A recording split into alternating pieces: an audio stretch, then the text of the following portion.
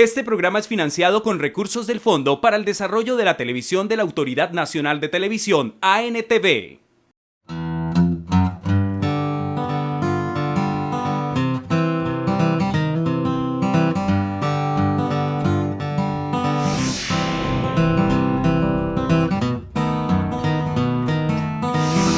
Hoy desde el corregimiento La Elvira, a pocos kilómetros de la ciudad de Cali, les damos la bienvenida a un nuevo capítulo de Agropacífico, donde conocerán y aprenderán cómo cuidar, cultivar y comercializar tomates orgánicos.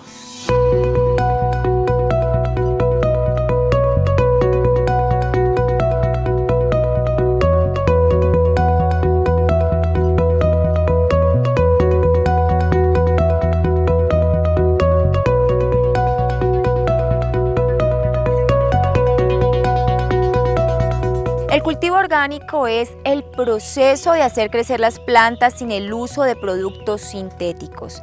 Y por eso nos acompaña el señor Hernando Muñoz, quien nos hablará acerca de este maravilloso proyecto.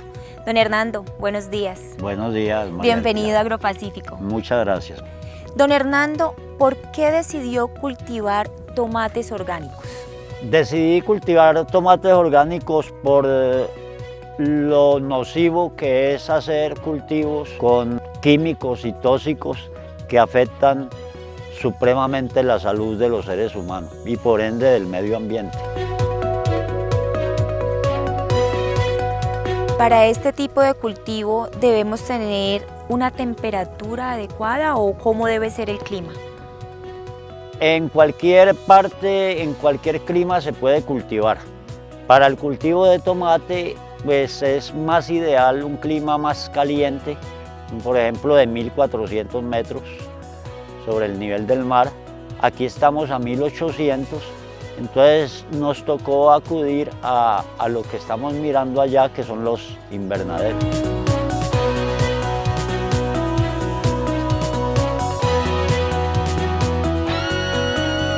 Cuando hablamos de invernaderos, cuéntenos un poco acerca de este proceso o de qué se trata. Es hacer cultivos bajo una cubierta, hecha con un plástico especial que contrarresta los rayos ultravioleta del sol y no queman las matas. Pero eso lo que nos hace es mejorar el clima, aumentar la temperatura. Igual los invernaderos deben de ir cubiertos con una tela que llama sarán o antitriz, que lo que hace es que no entren insectos al cultivo.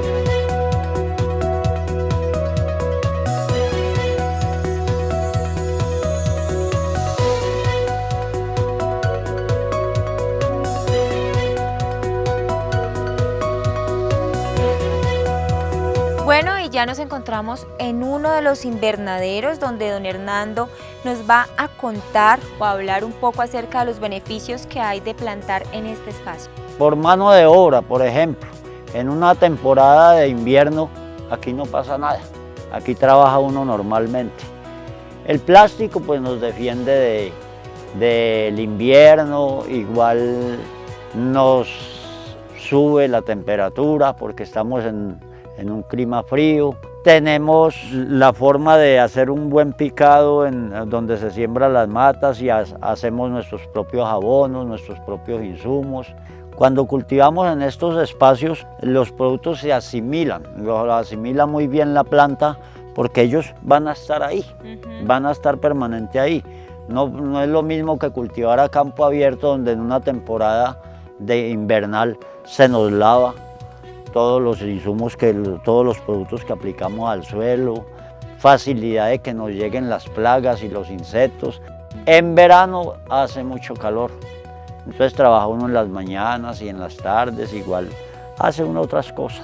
El clima pues estamos a 1800 metros de altura, entonces es fresco por lo regular.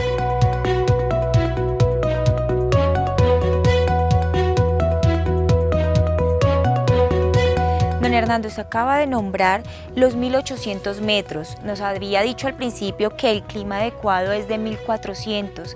¿Este tipo de sistema de invernadero ayuda a nivelar el clima adecuado para esta plantación? Por supuesto, ese es el objetivo del invernadero. mejorar el clima, porque aquí bajo techo, si tú te entras al invernadero y sales, inmediatamente detectas Se siente la diferencia. que hay otro clima. Sí. Entonces aquí se mantiene más calorosito, igual se pueden cultivar otros productos. Por ejemplo, yo he cultivado aquí berenjena, que también es de clima caliente. He cultivado ají, ustedes vean ají ahora, allí tenemos matas de ají. Hemos cultivado otras clases, pero con el invernadero podemos cultivar plantas que son de clima más caliente. Claro, tiene mucho más, digamos, beneficios. Sí, claro. Ajá. Y como podemos observar este sistema de plantación, háblanos un poco acerca de cómo lo realizan. En unas partes colocan una cuerda aquí, de alambre puede ser, y amarran mata por mata. La amarran, señor. pero la mata hay que ahorcarla con una cuerda y amarrarla ya. Fuera de que es más dispendioso, la matica va a sufrir más. Porque aquí con esta forma de tutorado, por decir algo, la mata va encajonada. Tutorado se refiere a esta parte que queda como... No, a estas fibras que la van sosteniendo, Ya, para ok. que ella no se caiga. Ok. Entonces esos le sirven como tutor para que ella no se vaya al suelo. Pero la mata no sufre, no está ahorcada en ninguna parte, sino que ella va Claro. librecita, entonces Claro. ella no va a sufrir por ningún motivo de que la ahorque la cuerda o en fin. Y este sistema como de guadua, ¿debe tener algún tipo, digamos, de distancia entre cada una o cómo? Pues es muy conveniente aquí lo hacemos entre 2,50 más o menos, 2,50, 3 metros, pero entre más cerca estén, mucho mejor.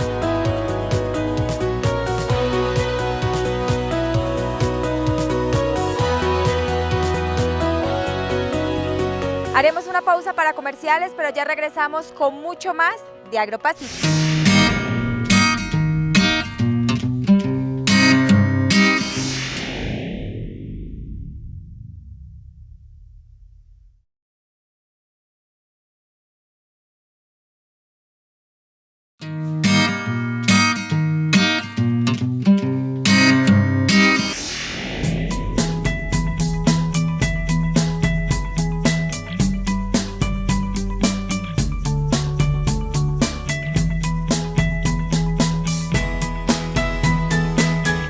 En una tomatera convencional donde se cultiva a campo abierto, donde se utilizan químicos tóxicos, una planta empieza a producir tomates como esta y a los 2 meses se acabó el cultivo. Ya. Aquí yo he durado 5 o 6 meses. Estos son cherry. Estos son cherry, sí. Ya. Cherry, Ah, sino ajá. que pienso yo que por el abono, por la fertilidad, usted observa aquí, por ejemplo, el tamaño del cherry. Es un cherry más o menos gigante. Sí, porque a veces vemos que son Muy mucho más pequeñitos. pequeñitos. Claro que este es un cherry ya mejorado, ¿no? Ajá. Porque el que se da, por ejemplo, en el patio de la casa, por allá en la finca, que se da a veces sin uno sembrarlo, es un cherry muy criollo, pero es ácido, es tirando a agrio. Este ya tiene un sabor más delicioso y de pronto ya tiene... Probémoslo. ¿Lo puedo Claro probar? que sí, Ah, bueno, vamos a es probarlo. delicioso. Él ya es un híbrido, Ujú. es un híbrido, entonces... Delicioso. Por decir algo, yo ya esta semilla no me va a ser igual como el otro que es tradicional, es criollo. Esa es una variedad que se puede sacar la semilla y Claro. reproducirlo. Este pues no es recomendable, también se da.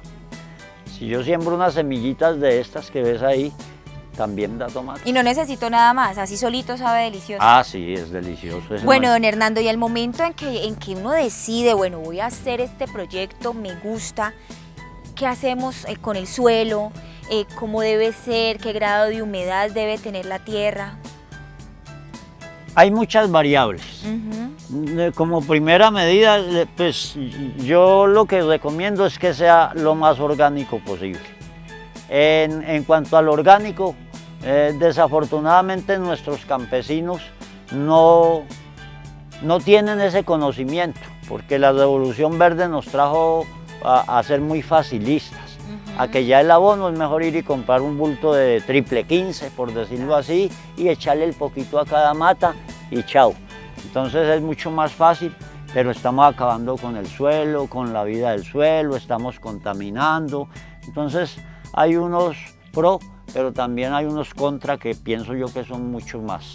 ¿Y cómo lo estamos preservando entonces con este tipo de cultivos orgánicos? Cuando nosotros tenemos el concepto de que el suelo, nuestra tierra, nuestro terreno tiene vida, ya empezamos a pensar distinto. Entonces hay unas posibilidades, hay muchas opciones, hay gente que hace compostajes. En mi caso yo hago el bocachi. ¿Compostajes qué es? Es poner materia orgánica, incluyendo estiércoles, incluyendo basura, lo que recogemos del prado, ponerlo en un sitio a que se descomponga. Cuando eso se vuelve tierrita, pues lo volvemos abono. El bocachi tiene una diferencia, el bocachi ya es una materia orgánica más otros productos, porque nosotros necesitamos hacer que una planta normal necesita 4 elementos mayores, que son nitrógeno, fósforo, calcio y potasio. Entonces, ¿qué nos da el nitrógeno? Todo lo que es materia orgánica. Todo lo que es la materia orgánica, llámese basuras, lo que llamamos basuras, hojas que recogemos del prado, malezas, que ya las volvemos buenesas, manejamos los estiércoles, llámese de vaca, de caballo, de gallina, la gallinaza, en fin, todas esas cosas las podemos procesar, pero le añadimos el fósforo. Por ejemplo, hay un producto que lo venden en cualquier casa agrícola que llama fosforita, entonces le mezclamos fosforita. Sabemos que en Viges también tenemos unas minas que nos producen cal agrícola, nos producen cal dolomita, nos producen roca fosfórica, nos producen ceniza volcánica. Todos esos son productos naturales que se los podemos mezclar a nuestro y nos dan calcio, nos desinfectan el suelo. Por ejemplo, la cal es un gran desinfectante, nos controla el pH o la acidez en el suelo. Tenemos unas cosas que podemos utilizar dentro de la finca, utilizando aún lo que tenemos. Por ejemplo, el potasio nos lo da la ceniza. Cuando nosotros cocinamos en nuestro fogón de leña, hacemos el sancochito, hay partes donde producen más porque queman ladrillo con madera, con guadua, en fin, donde hacen, por ejemplo, hornos donde hacen pan de yuca, por decir algo, esa ceniza lo que nos aporta es potasio. O sea que por eso veíamos al inicio, o sea, a la entrada del invernadero, cuando llegábamos, que debíamos pisar la cal antes de llegar a la tierrita, digámoslo. Entonces, con ese un desinfectante, sentido. Claro. Pero esa es cal viva, viva agrícola que también nos sirve para prevenir entrar al invernadero hongos o bacterias que puedan afectar nuestro cultivo.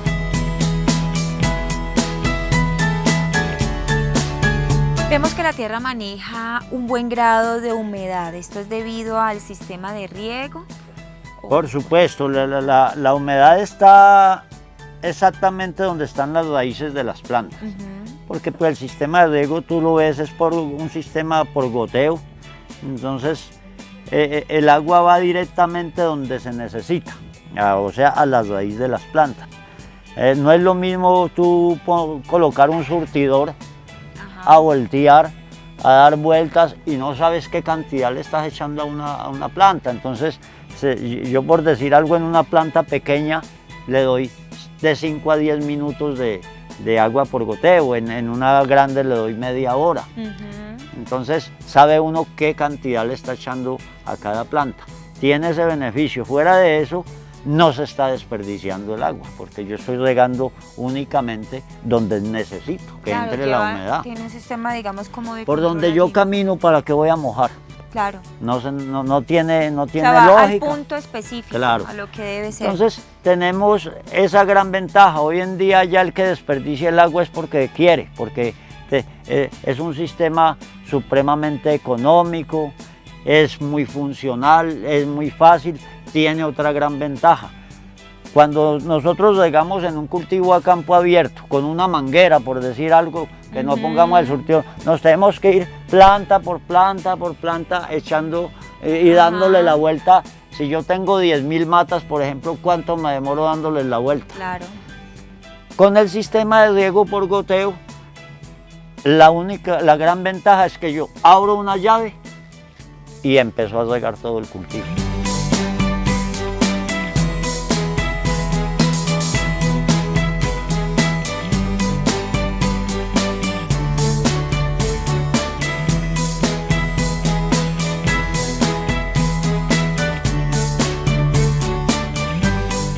Es una cinta para, igual la venden de acuerdo al cultivo que tú tengas. Ah, ya.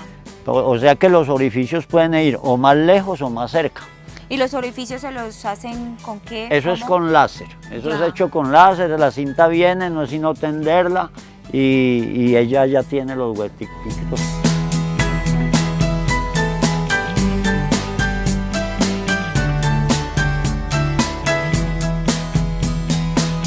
Claro, tiene beneficios tanto como Ajá. para las plantas, para el tiempo que ustedes Para el manejan. tiempo, claro. Es muy funcional, es algo que yo sí les recomendaría, más ahora con el problema que tenemos del agua, De la escasez. que eso debiera de ser un programa a nivel de toda clase de cultivos.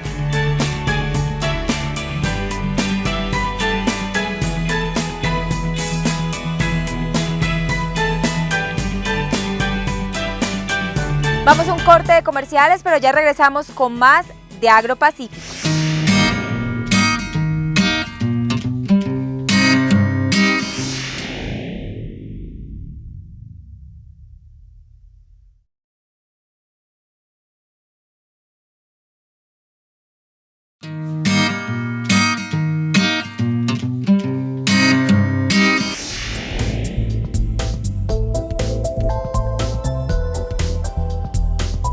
Don Hernando, usted ahora nos mencionaba de los muchos beneficios que existen al plantar a través de este sistema de invernadero, pero como todo, existe el factor riesgo y vemos que uno de los peores enemigos de este sistema es el viento. ¿Por qué no nos cuenta? ¿Por qué? Resulta que el invernadero, como es un plástico de buen calibre, grueso, resistente al viento, entonces uno hace un invernadero y haga de cuenta que está armando una cometa. Cuando el invernadero se entra, por sus laterales se le entra el aire, porque está haciendo un viento, porque circula el viento. Entonces, si nosotros no le dejáramos, por ejemplo, aquella luz que se ve allá en los techos, para que el viento que entre al invernadero salga por allá, si eso no existiera, el viento lo levantaría y lo destruiría. Y se llevaría todo. Se acabaría con todo. Ya. Por eso, cuando uno va a construir un invernadero, nunca puede garantizar cuánto va a durar. El tiempo útil para el plástico son 5 años. Pero nada garantiza. Pero el invernadero Ajá. como tal, así como puede durar los 5 años, puede durar 2 días. Por eso hay que buscar partes donde no esté muy alto, donde no ventíe mucho, donde ojalá, como en nuestro caso tenemos bosques al lado que nos hacen una cobertura y nos protegen. Entonces hay que buscar mucho la ubicación del invernadero como tal.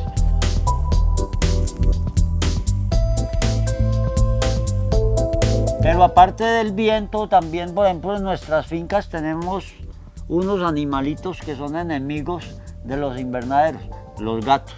Les encanta venirse a corretear, a galopar por estos plásticos, y como él tiene una caída, si tú miras allá, los aruñones son de los gatos. Cuando el gato se prende mucho, nos rasga también el plástico. Y el plástico, después de que se rompe, ya hay que parcharlo. Si no lo parcha, se sigue Sigue yendo. Se sigue yendo y se nos daña. Ya. ¿Cómo es el sistema de control de plagas o, por ejemplo, en este caso, los gusanos, que es como más frecuente, ¿no? La polilla. La polilla pues nos da gusanos, nos da larvas, se nos llena, nos da cogollero, nos da proviplosis, hay una cantidad de enfermedades. En lo que habla uno de agricultura orgánica no es matar, es crear un ambiente propicio dentro de nuestros cultivos donde sencillamente los animalitos o los bichitos esos no vean propicio, no se amañen dentro del invernadero. Entonces nosotros lo que hacemos es repeler. Tenemos mucho con qué. A nivel orgánico, nosotros podemos hacer, por decir algo, en el suelo hay un gusanito que se llama el beringo o el tierrero, que sale, hace el daño, troza la mata y vuelve y se camufla en el suelo. Entonces nosotros hacemos un estrato de fique. El fique es súper buenísimo para el gusano tierrero, pero también tenemos, por decir algo, las polillas. Entonces usamos trampas de luz, cebos atrayentes, fumigamos con salvia, con ají, con tabaco, con ajo. Hay mucho con que controlar las plagas.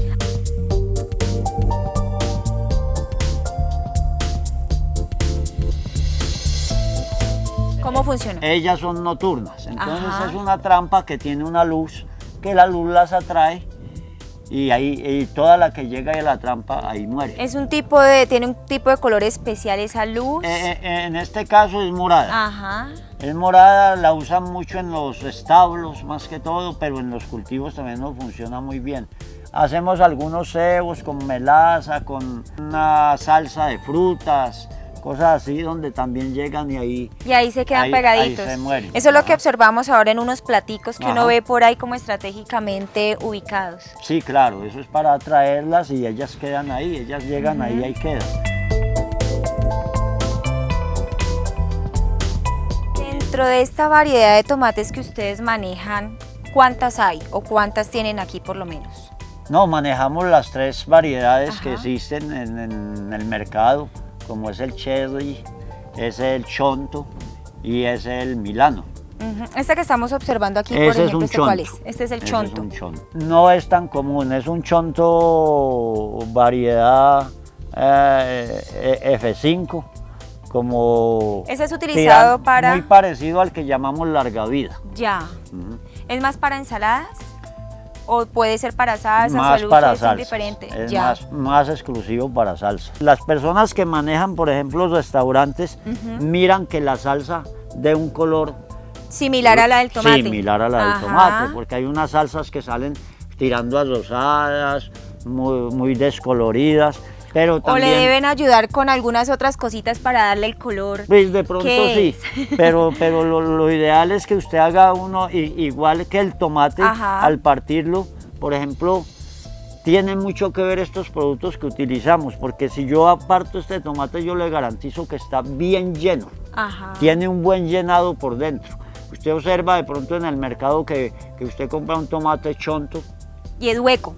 Coco por dentro, no tiene no la cáscara y por ahí un poquitico de carne. Y ese lleno, lo que lo hace, digamos, como hiciera para mostrarle que sí es bien llenado, véalo. Mire el llenado de este tomate, vea.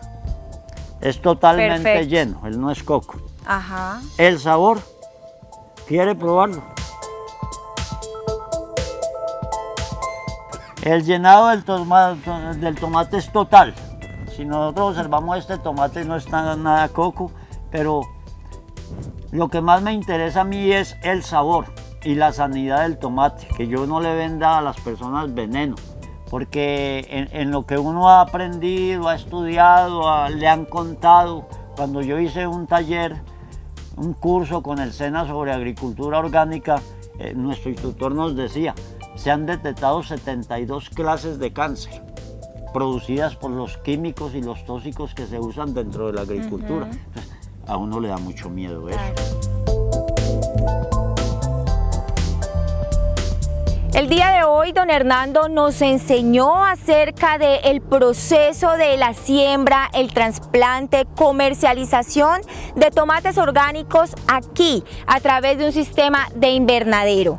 Para nuestro próximo programa les tendremos todo sobre el material orgánico que se utiliza para de dónde proviene, cómo se consume, qué hacer con esto.